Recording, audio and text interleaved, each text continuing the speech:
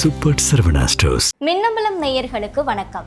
தமிழக அரசியல் களத்துல எப்பவுமே ஒரு புரியாத புதிரா பார்க்கக்கூடியது தான் இந்த மேற்கு மண்டலம் அப்படின்னு சொல்றோம். இந்த மேற்கு மண்டலத்தை பொறுத்த வரைக்கும், அதாவது கோவை மாவட்டத்தை பொறுத்த வரைக்கும் இது அதிமுகவின் எஃகு கோட்டையாக தான் கருதப்படுது. ஆனா இப்போ இழந்த செல்வாக்க மீண்டும் பெறுவதற்காக திமுக களமிறக்கி இருக்கக்கூடிய அந்த ஒரு நபர் யாருன்னா முன்னாள் அமைச்சர் செந்தில் பாலாஜி அவர்கள். ஆற்றல் மிகு செயல் வீரர், அன்பு சகோதரர் செந்தில் பாலாஜி அவர்களே.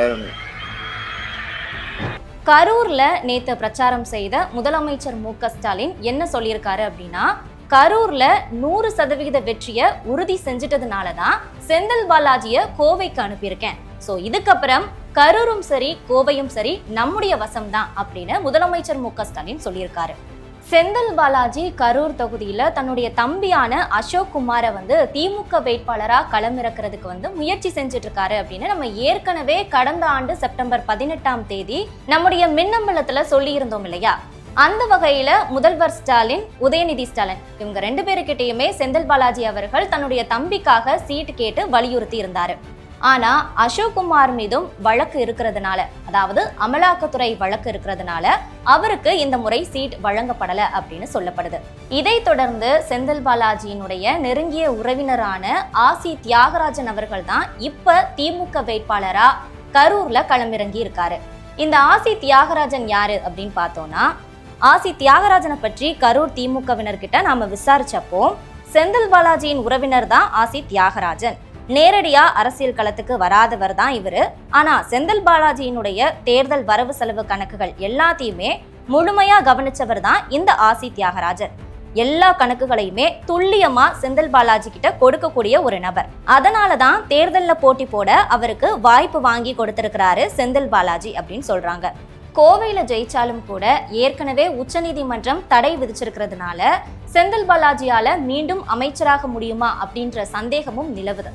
அப்படிதான் நிலைமை அப்படின்னா செந்தில் பாலாஜிக்கு பதிலா அவருடைய உறவினரான ஆசி தியாகராஜன் ஒருவேளை அமைச்சரானாலும் ஆச்சரியப்படுறதுக்கு இல்லை அப்படின்னு சொல்றாங்க திமுகவினர்.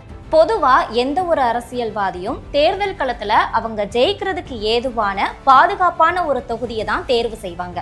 அதே மாதிரி ஒரு முறை வெற்றி பெற்றா அதே தொகுதியை தக்க வச்சுக்கொள்ளதான் போராடுவாங்க. ஒவ்வொரு தேர்தலின் போதும் ஒவ்வொரு தொகுதி அப்படின்னு மாற்றிக்கொள்ளக்கூடிய ரிஸ்க எந்த அரசியல்வாதிகளும் பொதுவா எடுக்க மாட்டாங்க. இதுதான் ஓட்டு அரசியல். ஆனா செந்தில் பாலாஜிக்கு ரிஸ்க் எடுக்கிறதெல்லாம் ரஸ்க் சாப்பிடுற மாதிரி அப்படிங்கிற மாதிரி தான் இப்போ தொகுதியை மட்டும் இல்ல மாவட்டத்தையே மாத்தி கோவைக்கு வந்திருக்கிறாரு. செந்தில் பாலாஜி 2006ல கரூர் தொகுதியில அதிமுக வேட்பாளரா போட்டியிட்டு வெற்றி பெற்றாரு. 2011ஆம் ஆண்டும் கரூர் தொகுதியில 2வது முறையா ஜெயிச்சாரு. 2016ஆம் ஆண்டும் அரவக்குறிச்சியில போட்டியிட்டு வெற்றி பெற்றாரு. ஜெயலலிதாவினுடைய மறைவுக்கு அதிமுக பிளவுபட்ட நிலையில டிடிவி தினகரனுக்கு ஆதரவான 18 எம்எல்ஏக்கள்ல ஒருவராக இந்த செந்தில் பாலாஜியும் இருந்தாரு. இதனால எம்எல்ஏ பதவியில இருந்து அவர் தகுதி நீக்கம் செய்யப்பட்டாரு. இதுக்கப்புறமா திமுகவில் செந்தில் பாலாஜி சேர்ந்தாரு. அப்போ நடந்த அரவக்குறிச்சி இடைத்தேர்தல்ல திமுக வேட்பாளரா போட்டியிட்டு மீண்டும் வெற்றி பெற்றாரு.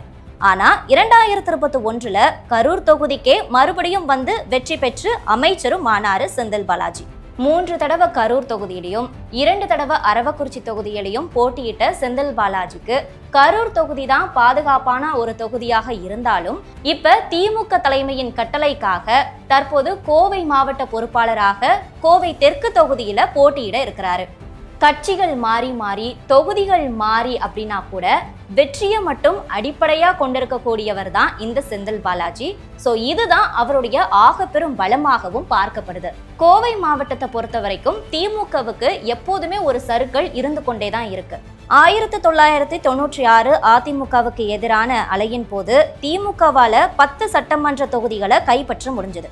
அதற்கு பிறகான தேர்தல்ல கூட திமுகவுக்கு 1-2 தொகுதிகள் மட்டும்தான் கிடைச்சது. கடைசியா நடந்த 2021 சட்டமன்ற தேர்தல்ல கூட கோவை மாவட்டத்தில் உள்ள 10 தொகுதிகள்ல திமுகவால ஒரு இடத்தை கூட கைப்பற்ற முடியல அப்படின்றதுதான் குறிப்பிடத்தக்கது.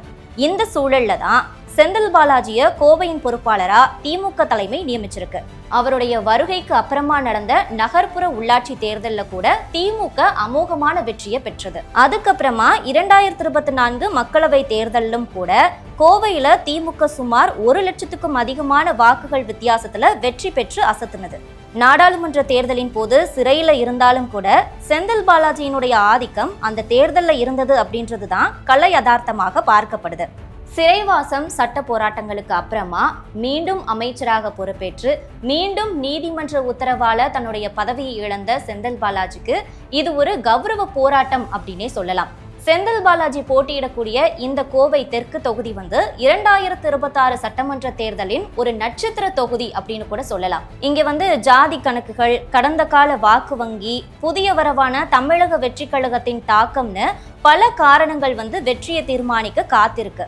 இந்த நிலையில 2021 சட்டமன்ற தேர்தல்ல கோவை தெற்கு தொகுதியில பாஜகவினுடைய வானதி சீனிவாசன் 53,209 வாக்குகளை பெற்று வெற்றி பெற்றாங்க. அவரை எதிர்த்து போட்டியிட்ட மக்கள் நீதி மையத்தினுடைய கமல்ஹாசன் 51,481 வாக்குகளை பெற்று 2வது இடத்தை பிடிச்சாங்க. ஆனா திமுக கூட்டணியில இடம்பெற்ற காங்கிரஸ் வேட்பாளர் 42,383 வாக்குகளோட 3வது இடத்துக்கு தள்ளப்பட்டாரு. இது திமுகவுக்கு பெரும் பின்னடைவாகத்தான் பார்க்கப்படுது. இருந்தாலும் 2024 நாடாளுமன்ற தேர்தல்ல நிலைமை தலைகீழாக மாறியது அப்படின்னு தான் சொல்லணும். திமுக சுமார் 41.4% வாக்குகளை பெற்று முதலிடம் பிடிச்சது. அப்போ தனித்து போட்டியிட்ட பாஜக 32.8% வாக்குகளையும் அதிமுக 17.2% வாக்குகளையும் பெற்றது. ஆனா தற்போது 2026 சட்டமன்ற தேர்தல்ல அதிமுக பாஜக ஒன்றாக இணைஞ்சிருக்கிறதுனால இந்த 2 கட்சிகளுடைய வாக்குகளும் ஒன்றாக சேரும்போது இது செந்தில் பாலாஜிக்கு பெரும் சவாலாக தான் இருக்கும் அப்படின்னு சொல்லப்படுது.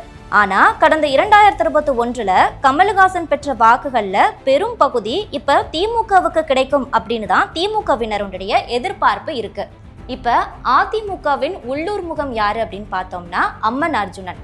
இவரு இந்த மண்ணின் மைந்தன் அப்படின்னே அழைக்கப்படக்கூடிய ஒரு நபர். 2016 இதே தொகுதியில வெற்றி பெற்ற அனுபவத்தையும் கொண்டிருக்கிறாரு இந்த அம்மன் அர்ஜுனன். செந்தில் பாலாஜிய வெளியூர் வேட்பாளர் அப்படின்னு முன்னிறுத்தி அதிமுக தீவிர பிரச்சாரம் செஞ்சுட்டு வராங்க. அது மட்டும் இல்லாம கொங்கு மண்டல அதிமுகவின் பலமான தளபதியாக கருதப்படக்கூடிய SP வேலுமணி இந்த தொகுதியை தன்னுடைய தன்மான பிரச்சனையாக கருதி தேர்தல் பணிகளை முடுக்கி விட்டிருக்கிறாரு. இந்த நிலையில இந்த தேர்தல்ல புதிய சக்தியாக உருவெடுத்திருக்கக்கூடிய விஜயின் தாவேகாவும் இளைஞர்கள் மற்றும் முதல் முறை வாக்காளர்கள் மத்தியில ஒரு மிகப்பெரிய தாக்கத்தை வேற ஏற்படுத்தி இருக்கு. ஆனா எலெக்ஷன் ஸ்பெஷலிஸ்ட் செந்தில் பாலாஜியை பொறுத்த வரைக்கும் திமுக அரசினுடைய சாதனைகள், கோவைக்கான திட்டங்கள் இது எல்லாவற்றையும் முன்வச்சு பிரச்சாரம் அப்படின்ற வழக்கமான உத்திகளுக்கு அப்பால செந்தில் பாலாஜியினுடைய மிக நுணுக்கமான தேர்தல் வியூகம் ஒரு பெரிய எதிர்பார்ப்புக்குரியதாக இருக்கு அப்படின்னு சொல்றாங்க. அதாவது செந்தில் பாலாஜியினுடைய தேர்தல் வியூகம் எப்போதுமே ஒரு ஆச்சரியத்தோட எல்லாரையுமே பார்க்க வைக்கும். இத பத்தி திமுகவினர் கூறும்போது என்ன சொல்றாங்க அப்படின்னா, கரூர்ல போன எலெக்ஷன்ல அதிமுக விஜயபாஸ்கர் சைடுல வாக்குப்பதிவுக்கு முதல் நாள் இரவு பணம் கொடுத்துட்டாங்க. இந்த தகவல் செந்தில் பாலாஜிக்கு போயிடுச்சு. விடிஞ்சா ஓட்டு போட மக்கள் வந்துடுவாங்க. அந்த நைட்ல கொஞ்சம் டைம் தான் கேப். ஆனா செந்தில் பாலாஜி தன்னோட டீமை அசுரத்தனமா இறக்கி எல்லா வீட்டுக்கும் கொலுசுகளை கொண்டு போய் சேர்த்துட்டாரு. அதோட செந்தில் பாலாஜியும் அங்க நிக்கல. ஓட்டு போட வர்ற பெண்கள் தாம் வாங்கி கொடுத்த புது கொலுசை போட்டுட்டு வராங்களா அப்படின்னு பார்க்கறதுக்கும் ஒரு டீமை இறக்கி இருந்தாரு செந்தில் பாலாஜி. அந்த டீமும் உன்னிப்பா கவனிச்சுக்கிட்டே இருந்துச்சு. பகல் 11 மணிக்கு மேல பல பெண்களும் அந்த கொலுசுகளோட சாரையா படையெடுத்து வர ஆரம்பிச்சிட்டாங்க. இந்த மெசேஜ் செந்தில் பாலாஜிக்கும் போயிடுச்சு. அப்ப நாம உறுதியா ஜெயிச்சிட்டோம்னு நச்சுன்னு கணிச்சு சொன்னாரு செந்தில் பாலாஜி. அந்த அளவுக்கு கிராஸ் ரூட் லெவல்ல நுட்பமா எலெக்ஷன் ஒர்க் பார்க்கறதுல அவரை அடிச்சுக்க யாருமே இல்லை அப்படின்றது தான் யதார்த்தமா இருக்கு. அந்த டெக்னிக் எல்லாத்தையும், அதாவது அவருடைய அந்த மொத்த வித்தையையும் இங்கேயும், அதாவது இந்த கோவை தெற்குலையும் களமிறக்குவாரு செந்தில் பாலாஜி அப்படின்னு சொல்றாங்க திமுகவினர். அது மட்டும் இல்லாம இதே கோவை தெற்கு தொகுதியில அதிமுக பாஜக கூட்டணியினுடைய வாக்கு வங்கி மற்றும் சிறுபான்மையினருடைய வாக்குகள் தான் வெற்றியை தீர்மானிக்கக்கூடிய ஒன்றாக இருக்கு அப்படின்னு சொல்றாங்க. சுமார் 15% உள்ள சிறுபான்மையினருடைய வாக்குகள் முழுமையா திமுகவிற்கு விழுமா இல்ல தாவேக்க அதுல கை வைக்குமா அப்படின்றதும் முக்கியமான ஒன்றாக பார்க்கப்படுது. தற்போதைய சூழல்ல திமுக அதிமுக இடையே போட்டி ரொம்ப பயங்கரமாவே இருக்கு அப்படின்னு சொல்லலாம். யார் வெற்றி பெற்றாலும் குறைந்த வாக்கு வித்தியாசம் தான் வெற்றியை தீர்மானிக்கக்கூடிய ஒரு காரணியாக இருக்கும் அப்படின்னு சொல்லப்படுது. அரசியல்ல நுட்பமான முறையில காய் நகர்த்தக்கூடிய செந்தில் பாலாஜியினுடைய வியூகம் ஜெயிக்குமா அப்படின்ற எதிர்பார்ப்பு கோவை தெற்கு தொகுதியை நட்சத்திர தொகுதியாக மாற்றி இருக்கிறதாகவும் ஒரு பக்கம் கூறலாம். சுருக்கமா சொன்னா கோவை தெற்கு தொகுதி ஒரு சதுரங்க களமாகவே மாறி இருக்கு அப்படின்னு தான் சொல்லணும். ஒரு வழியா செந்தில் பாலாஜியின் வியூகங்கள் அதிமுக கோட்டையை தகர்க்குமா இல்ல அதிமுக பாஜக கூட்டணி அவங்களுடைய பலத்தை தக்க வச்சுப்பாங்களா அப்படின்றது மே 4ஆம் தேதி மக்களினுடைய தீர்ப்புல தான் தெரிய வரும்.